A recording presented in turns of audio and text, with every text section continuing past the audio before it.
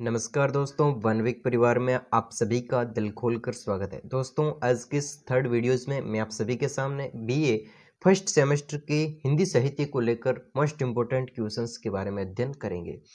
अंत तक बने रहिएगा दोस्तों, मोस्ट इम्पोर्टेंट क्वेश्चंस पर ही बात करने वाले हैं। दोस्तों, क्लास को स्टार्ट कर रहे हैं और बेकरार आपको समझ में आएगा, तो चलिए क्लास को स्टार्ट करें। तो चलिए तो दोस्तों, आज की क्लास का मोस्ट इम्पोर्टेंट क्वेश्चंस बनता है आपकी यूनिट फर्स्ट यानी कि जो हिंदी साहित्य का आदिकाल है, तो उसी यूनिट में से ये जो सवाल है एग्जाम की दृष्टि से इम्पोर्टेंट क्वेश्चंस बनता है। दोस्तों, सवाल क्या है, चलिए देखते हैं। सिद्ध साहित्य की प्रमुख विशेषताओं का वर्णन कीजिए। सिद्ध साहित्य की प्रमुख विशेषताओं का वर्णन कीजिए। बहुत ही अच्छा और इम्पोर्टेंट सवाल बनता है। चलिए इसको समझते हैं।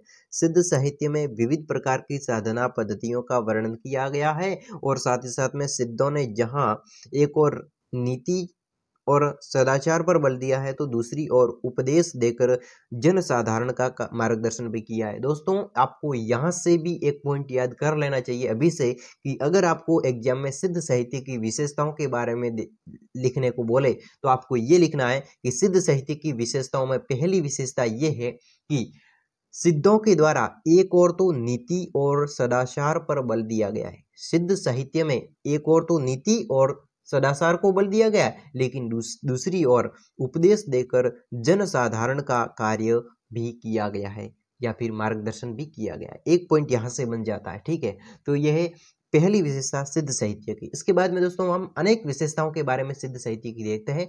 चलिए, सिद्ध साहित्य की विशेषता, हमारे मेन उत्तर यहाँ से उतारो स्टार्ट होता है। देखिए, सिद्धों ने अपने साहित्य में जिस साधना पद्धति का वर्णन किया उसमें रहस्यात्मकता की प्रधानता है। यानी दोस्तों, सिद्धों के द्वारा अपने साहित्य में जिस साधना का वर्णन किया गया है उसमें रहस्यात्मकता का क्या है, प्रधानता पाई जाती है। यही कारण है कि इस साहित्य में यानी कि सिद्ध साहित्य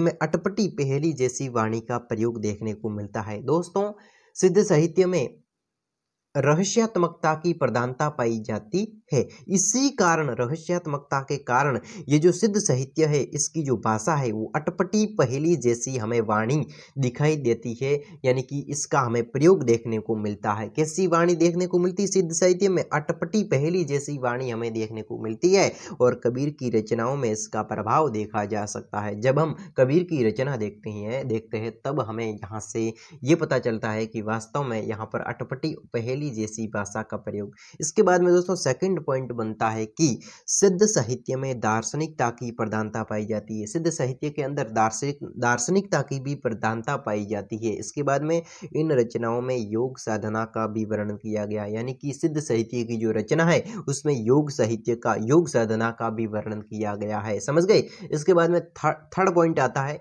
देखिएगा, सिद्ध साहित्य में प्रतीकों का प्रचुर मात्रा में प्रयोग किया गया। जो सिद्ध साहित्य है उसके अंदर प्रतीकों का प्रचुर मात्रा में प्रयोग किया गया है। इस साहित्य में प्रयुक्त अधिकांश प्रतीक पंचमकारों से संबंधित है। दोस्तों, सिद्ध साहित्य में प्रतीकों का प्रचुर मात्रा में प्रयोग किया गया है और इस साहित्य में प्रयुक्त अधिकांश प्रतीक पंचमकारों से संबंधित है। किससे?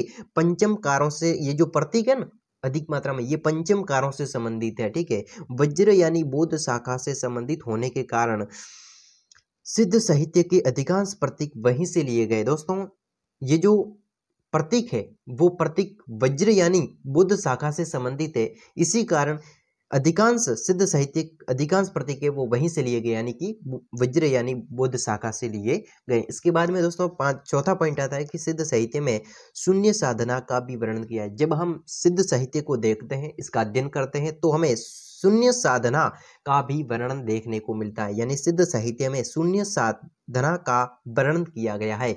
उल्लेखनीय है कि सिद्ध साहित्य में शून्य को पर्याप्त महत्व दिया गया। दोस्तों, उल्लेखनीय ये है कि सिद्ध साहित्य के अंदर शून्य को पर्याप्त महत्व दिया गया है तथा उसे प्रज्ञा सत्य माना गया है। दोस्तों, सिद्ध साहित्य में शून्य को पर्याप्त मात्रा में महत्व दिया गया है, तो इस शून्य को पर्याप्त मात्रा में महत्व दिया गया है तो उसे प्रज्ञा सत्य माना गया है। यानी कि शून्य को प्रज्ञा सत्य, बिल्कुल सत्य है शून्य, ऐसा माना गया है। इसके बाद में इस साहित्य में यानी कि सिद्ध साहित्य में शून्य को शून्य, दोस्तों सिद्ध साहित्य के अंदर शून्य को तो शून्य और शून्य को अति शून्य, शून्य को सर्वशून्य, शून्य को महाशून्य नामक वर्गों में विभक्त किया गया है।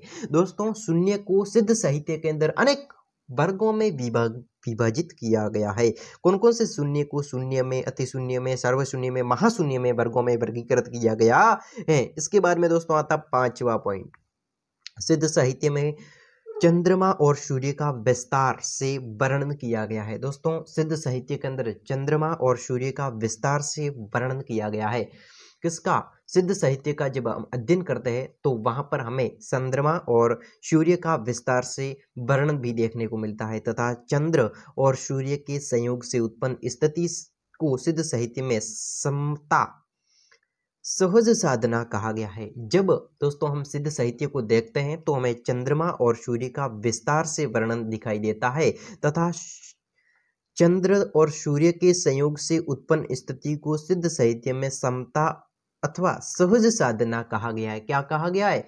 समता या फिर सहज साधना कहा गया। इसके बाद में दोस्तों 6वां पॉइंट बनता है कि सिद्ध साहित्य में नारी के मुद्रा प्रतीकों का भी वर्णन किया गया है। दोस्तों सिद्ध साहित्य के अंदर नारी के मुद्रा प्रतीकों का भी वर्णन किया गया है। सिद्ध साहित्य में उल्टी साधना प्रचलित रही है। दोस्तों सिद्ध साहित्य का जब हम अध्ययन करते हैं तो उल्टी साधना भी यहाँ पर प्रचलित रही है, जिसमें सिद्ध साधक कुंडलिनी जागरण के साथ साथ प्राण वायु और ऊर्ध्व गमन को विशेष महत्व देते हैं। दोस्तों सिद्ध साहित्य में नारी जो है तो उसमें नारी के मुद्रा प्रतीकों का भी वर्णन हमें सिद्ध साहित्य में देखने को मिलता है और सिद्ध साहित्य में उल्टी साधना भी प्रचलित रही है, जिसमें सिद्ध साधक कुंडलिनी जागरण के साथ साथ वायु, प्राण वायु, ऊर्ध्व गमन को भी विशेष महत्व दिया गया है। और कबीर और जायसी के काव्य में दोस्तों जो कवि कबीर है और जायसी है उसके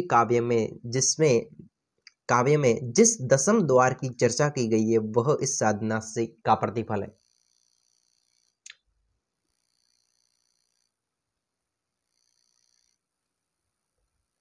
इसके बाद में दोस्तों 7वां पॉइंट बनता है एग्जाम की दृष्टि से। दोस्तों सवाल इंपॉर्टेंट है, ध्यान रखना। देखिए सिद्ध साधकों का संबंध बौद्धों की वज्र यानी शाखा से है। दोस्तों सिद्ध शाखा का जो संबंध है वो किससे संबंधित है?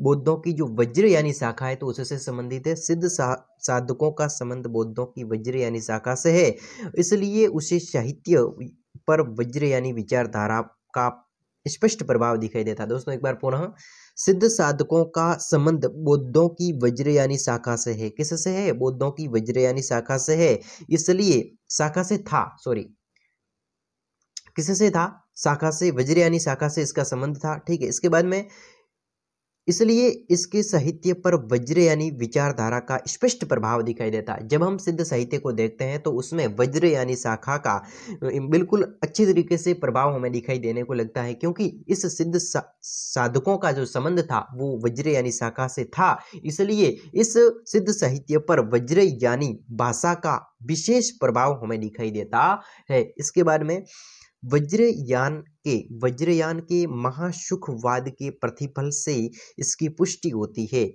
इसके अंतर्गत माना गया है, यानी कि दोस्तों वज्रयानी के अंदर माना गया है कि प्रज्ञा और उपाय के योग से महासुख दशा की प्राप्ति होती है। इसे आनंद स्वरूप ईश्वरत्व माना गया है, जहाँ शून्य, विज्ञान और महासुख निर्वाण के 3 अवयव माने गए हैं।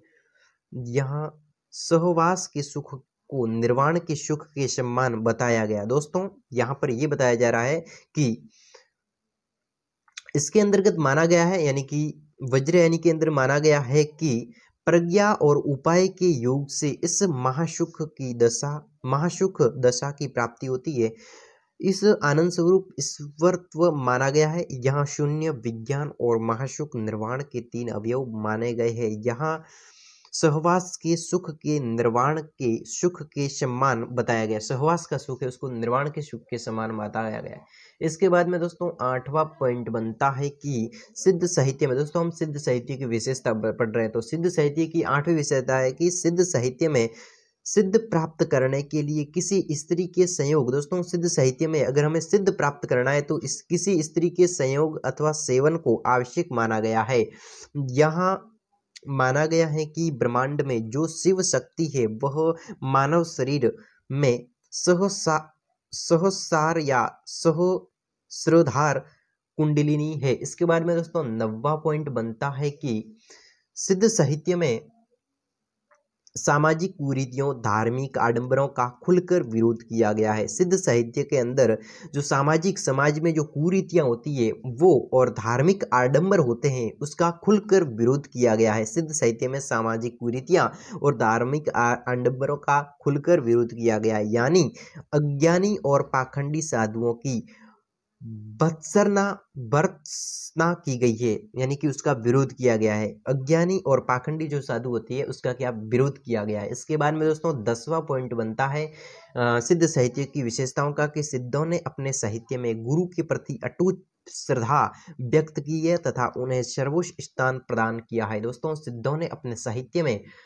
गुरु के प्रति अटूट श्रद्धा व्यक्त की है और उन्हें सर्वोच्च स्थान प्रदान किया है। इसके बाद में गुरुओं को यानी कि श्रेष्ठ माना है सिद्ध साहित्य में। इसके बाद में 11वां पॉइंट है कि सिद्धों ने अपने काव्य में रूढ़ और रहस्यात्मक भाषा का प्रयोग किया है। दोस्तों सिद्धों के द्वारा अपने काव्य में रूढ़ और रहस्यात्मक भाषा का प्रयोग किया गया है, यानी कि ये भी एक सिद्ध साहित्य की विशेषता है। विद्वानों ने इसी भाषा को संध्या भाषा कहा है। दोस्तों विद्वानों ने जो रहस्यात्मक, अभी हमने पढ़ा था जो फर्स्ट पॉइंट था तो उसमें हमने पढ़ा था कि सिद्ध साहित्य के अंदर जो रहस्यात्मक भाषा की प्रधानता है, तो रहस्यात्मक भाषा होने के कारण रहस्यात्मक भाषा को विद्वानों ने इसकी भाषा को कौन सी संध्या भाषा कहा है, यानी कि रहस्य भाषा, इसको संध्या भाषा किसने कहा, विद्वानों के द्वारा कहा गया है। और सिद्धों में तांतिपा के साहित्य में सर्वाधिक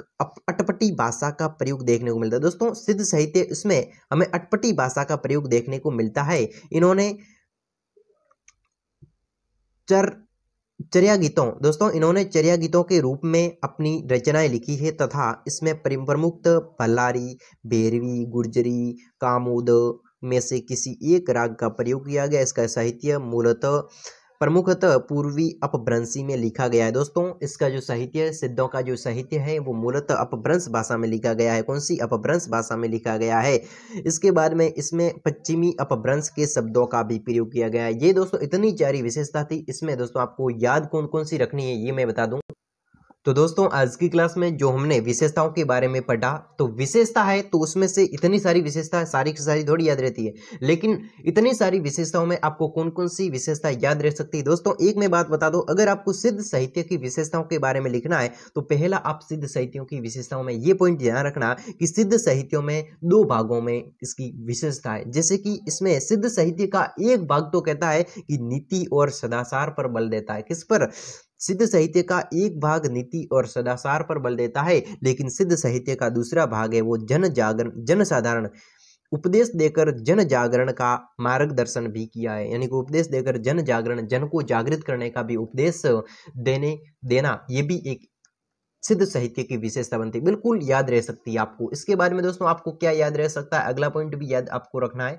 जैसे कि मैं बताऊं कि सिद्ध साहित्य में रहस्यात्मक भाषा का प्रयोग किया है। रहस्यात्मक भाषा को अटपटी भाषा कहा गया है। अटपटी भाषा है, इसमें भी अनेक प्रकार का हमें प्रभाव हमें देखने को मिलता है। जैसे कि कबीर है और कबीर की रचनाओं में रहस्यात्मक भाषा का प्रयोग देखने को मिलता है। इसके बाद में आपको याद रखना है कि सिद्ध साहित्य में दार्शनिकता की प्रधानता, किसकी दार्शनिकता की प्रधानता। इसके बाद में दोस्तों इसमें प्रतीकों का प्रचुर मात्रा में प्रयोग किया है। सिद्ध साहित्य की विशेषता है कि इसमें प्रतीकों का प्रचुर मात्रा में प्रयोग किया गया। इसके बाद में सिद्ध साहित्य की विशेषता है कि शून्य को अधिक महत्व दिया गया है।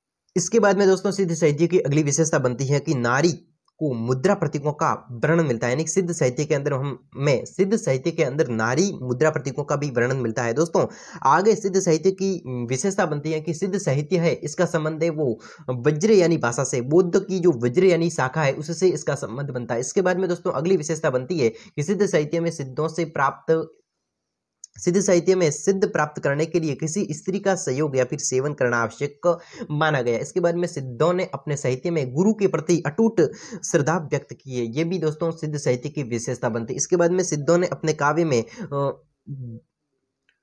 गूंठ रहस्यात्मक भाषा का प्रयोग किया, ये तो मैंने आपको बता दिया। और रहस्यात्मक भाषा है, ये जो रहस्यात्मक भाषा का प्रयोग है इसको संध्या भाषा भी कहा जाता है। किसने कहा? विद्वानों ने संध्या भाषा इसका नाम दिया। इसके बाद में दोस्तों सिद्धों में तांतीपा साहित्य में सर्वाधिक अटपटी भाषा। दोस्तों सिद्धों की जो तांतीपा भाषा है उसमें अटपटी भाषा का रहस्यात्मक भाषा है, यानी कि इसको अटपटी भाषा के रूप में भी देखा जाता है। इसके बाद में दोस्तों सिद्ध साहित्य की विशेषता बनती है कि सिद्ध साहित्य वो सर्वाधिक अपभ्रंश भाषा में हमें लिखा हुआ देखने को मिलता है। तो दोस्तों आज की क्लास में हमने मोस्ट इंपोर्टेंट क्वेश्चंस पर बात किया। सिद्ध साहित्य की विशेषताओं के बारे में अच्छी तरीके से समझ में आ गया होगा, और नहीं आया तो एक बार पुनः इस वीडियो को देखिएगा, परफेक्ट तरीके से वीडियो समझ में आएगा। तब तक के लिए आपके अपने दोस्त को अनुमति देवे। तब तक के लिए जय हिंद।